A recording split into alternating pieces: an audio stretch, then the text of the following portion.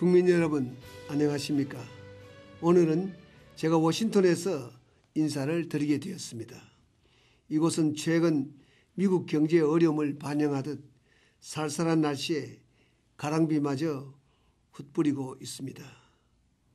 저는 지금 막 세계 20개 나라 정상들을 만나고 나오는 길입니다.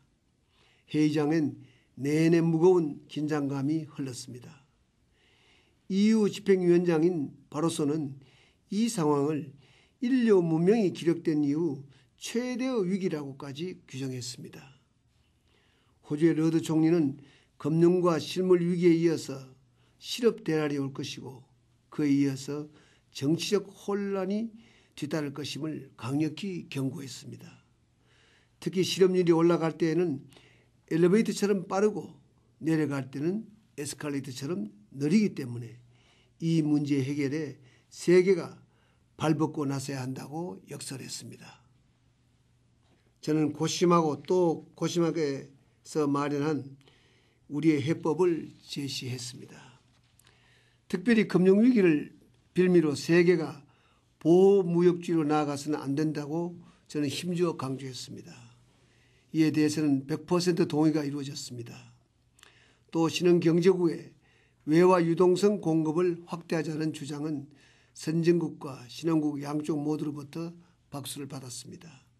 재정 지출 확대와 감세를 통해 내수 활성화를 위한 적극적인 조치들을 함께 취해 나가자는 주장에 대해서는 IMF 스트라이스칸 총재 등 각국 정상들이 감세 조치와 재정 지출을 온 세계가 동시에 함께하게 되면 그 효과가 배가 된다고 했습니다. 다행히도 제가 정한 이런 내용들은 합의 내용의 대부분 반영이 되었습니다. 선진국과 신흥국이 함께 모여서 이런 구체적인 합의를 이룬 것은 역사상 처음 있는 일입니다. 그만큼 상황이 절박했기 때문이라고 할 수 있겠습니다.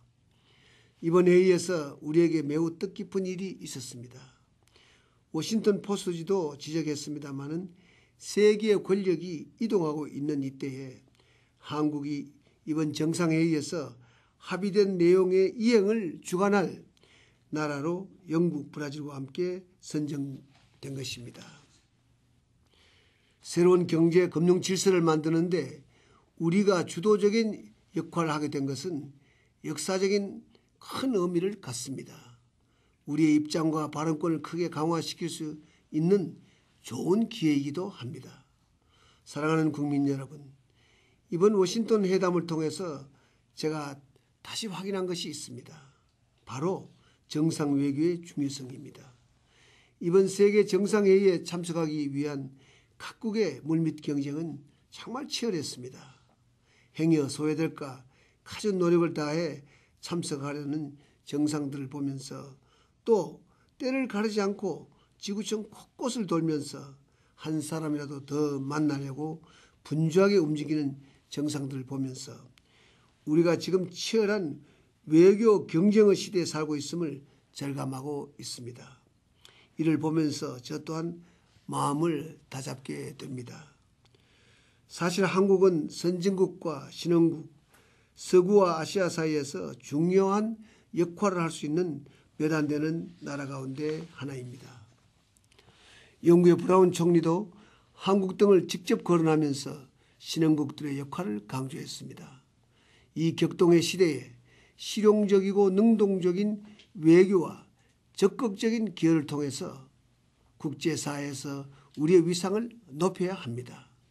저는 대통령으로서 한순간도 방심하지 않고 그 역할을 충실하게 수행하겠습니다. 사랑하는 국민 여러분, 숲에서 길이 잘 보이지 않을 때는 높은 곳을 찾아 시야를 넓게 가져야 합니다. 우리가 처한 어려움의 실체를 알려면 우리 안의 시각으로만 볼 것이 아니라 우리 밖에서 세계의 눈으로 우리 자신을 바라볼 필요가 있습니다. 제가 이곳에 와서 여러 정상들과 의견을 나누어 보니 지금의 위기를 극복하기 위해 참으로 비상한 각오로 모두가 움직이고 있었습니다. 한 정상에게 정부가 취하는 위기 대책들에 대해서 국내 내부에서의 반대는 없냐고 묻자 오히려 의아한 표정을 제게 지었습니다. 모두가 공감하는 심각한 위기 상황에 어떻게 한가롭게 여와 야, 노와 사, 보수와 진보의 구별이 있을 수 있느냐는 것이었습니다. 일본은 위기 극복을 위해 총선까지 연기했습니다. 미국은 의회와 행정부가 또 하나가 되었습니다. 퇴임을 앞둔 부시 대통령은 이번 회의에서 합의된 것은 강력하고 유능한 오바마 후임 대통령에 의해서 그대로 이행될 것이라고 못 박았습니다. 현 정부와 차기 정부의 협력은 매우 긴밀하게 된 것을 알게 되었습니다. 사랑하는 국민 여러분, 우리라고 예외일 수는 없습니다. 불이 났을 때는 하던 싸움도 멈추고 모두 함께 물을 부어 날려야 합니다. 위기를 극복하는데 힘을 뭉친 나라와 그렇지 못한 나라의 격차는 엄청나게 커질 것입니다. 단합이냐 분열이냐 그에 따라 결과는 완전히 달라질 것입니다. 이곳에 온 많은 정상들과 전문가들은 한결같이 내년도 세계 경제에 대한 우울한 전망을 내놓고 있습니다. 선진국들은 자신들의 내년도 경제 성장을 제자리 걸음 심지어 뒷걸음질 칠 것으로 전망하고 있습니다. 한국에 대해서도 시간이 지날수록 더 어려워질 것이라는 시각이 늘고 있습니다. 지금은 성장 전망이 중요한 것이 아닙니다. 사력을 다해서 우리가 기대하는 목표를 이루는 것이 매우 중요한 때입니다. 정부는 정부대로 허리띠를 바짝 졸라매면서 서민 우선하고 일자리 우선하고 중소기업을 우선하는 원칙 아래 경기 활성화를 위해 모든 노력을 다하겠습니다. 다시 한번 간곡하게 부탁드립니다. 은행은 마른 논에 물을 대듯 낮은 금리로 필요한 곳에 자금을 공급해 주시기 바랍니다. 노사는 모두를 위해 고통을 분담하는 지혜를 발휘해 주시고 정치권은 경제 살리기를 위한 입법의 하나가 되어 주십시오.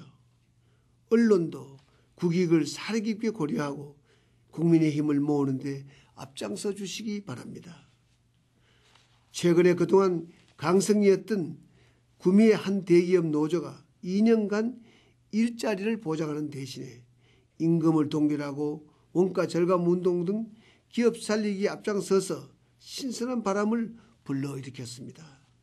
매우 고마운 일입니다. 결국은 뭐니 해도 일자리가 아니겠습니까? 실물 경제를 살리려는 우리의 모든 노력도 결국은 일자리를 지키고 늘리는 대로 모아져야 합니다. 우리 모두 힘을 모아서 꼭 그렇게 해냅시다. 존경하는 국민 여러분, 저는 이제 에이펙 정상회의를 위해서 남미로 또 이동해야 합니다. 아마 여러분이 이 라디오 연설을 들으시는 동안 저는 상파울로로 향하는 비행기 안에 있을 것 같습니다. 우리의 최대 시장으로 부상하고 있는 중남미 방문에서 좋은 성과를 거두고 돌아가도록 하겠습니다. 따뜻한 훈기가 그리워지는 계절입니다.